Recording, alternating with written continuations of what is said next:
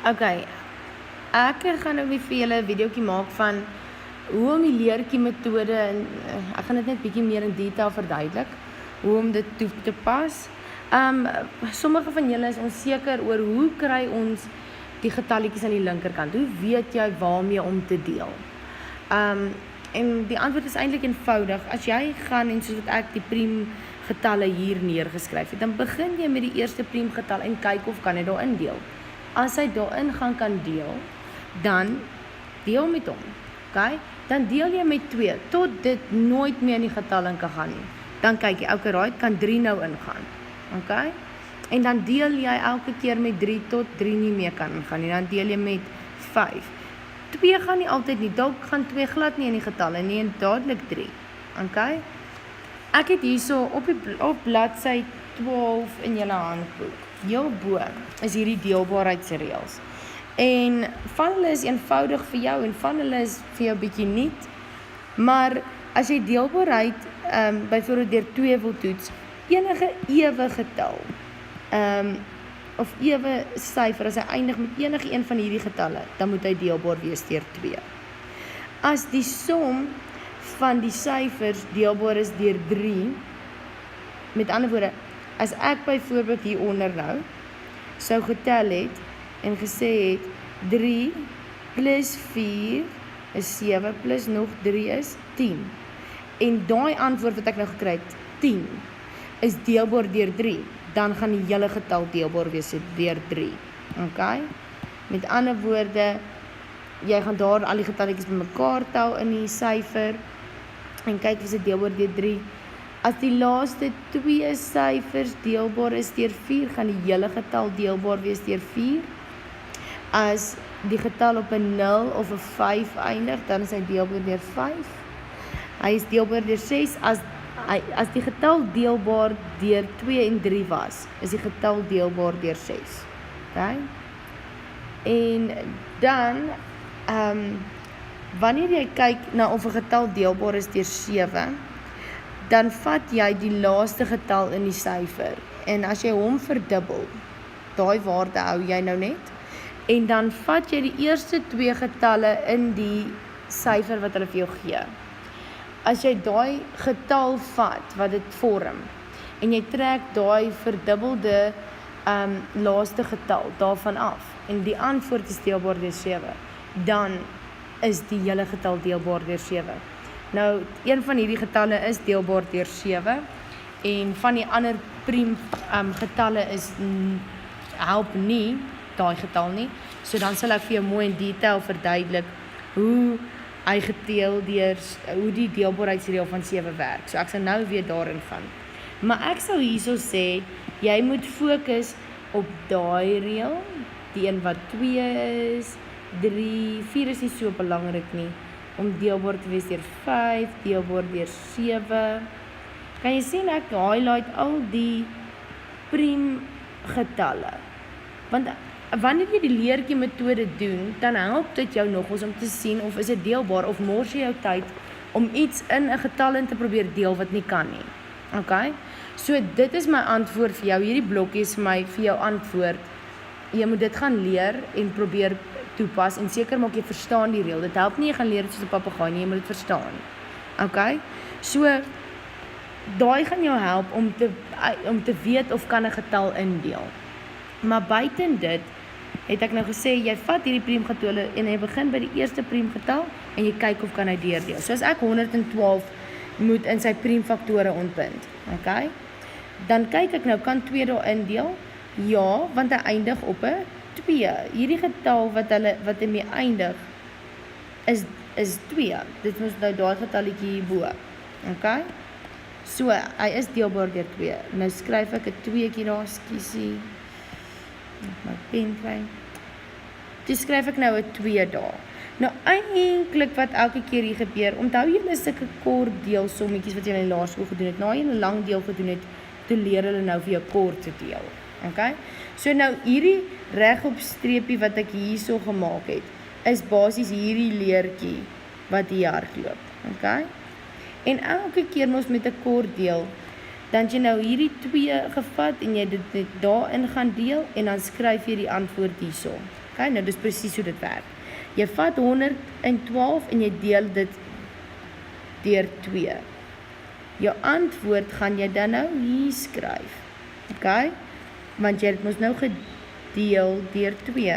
Ekskuus, nou is dit 'n lelike. Dis hy.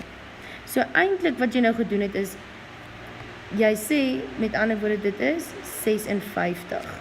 Want en ek het dit nou net so in my kop, as ek nou vinnige berekening moet doen, het ek gesê, okay, 100 gedeel deur 2 is 50 en 12 gedeel deur 2 is 6. So dis 56.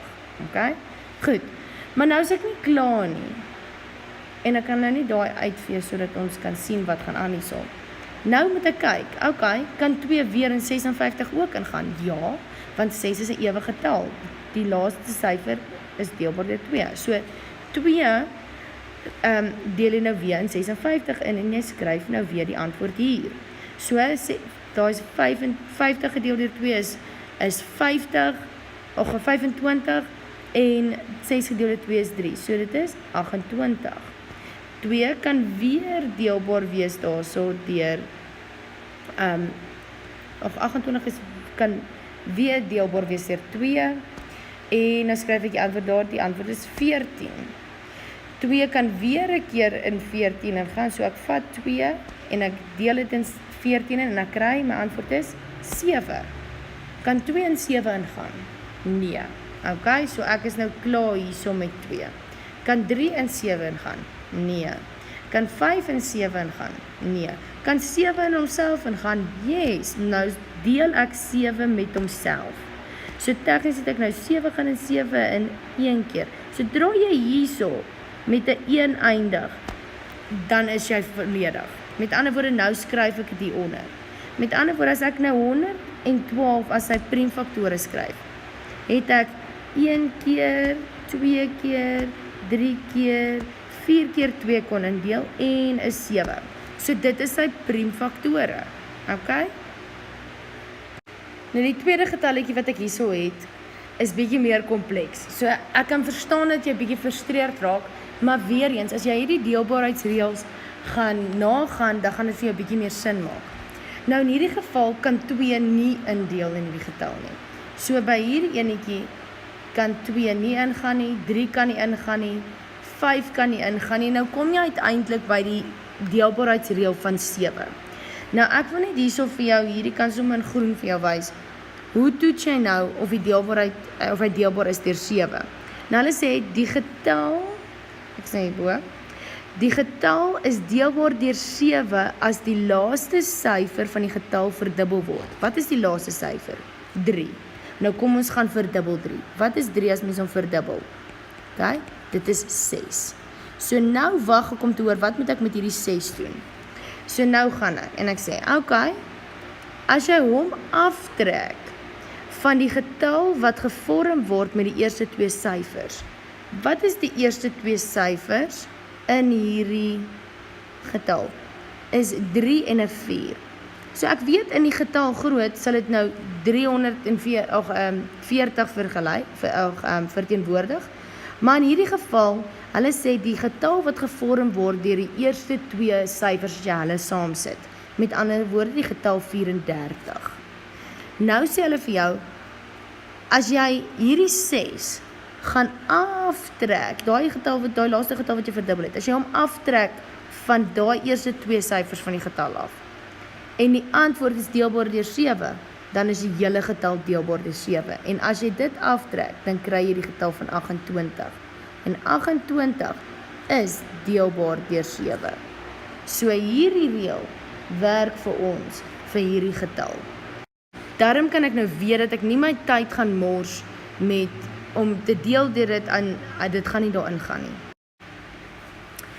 Wanneer jy nou 7 indeel, as dit vir jou 'n moeilike som is nog steeds om 7 daarin te deel, doen maar vir jou op 'n papier 'n lang delingsommetjie langs die kant, veral as dit 'n toets is waar jy nie 'n kalkulator gaan mag gebruik nie.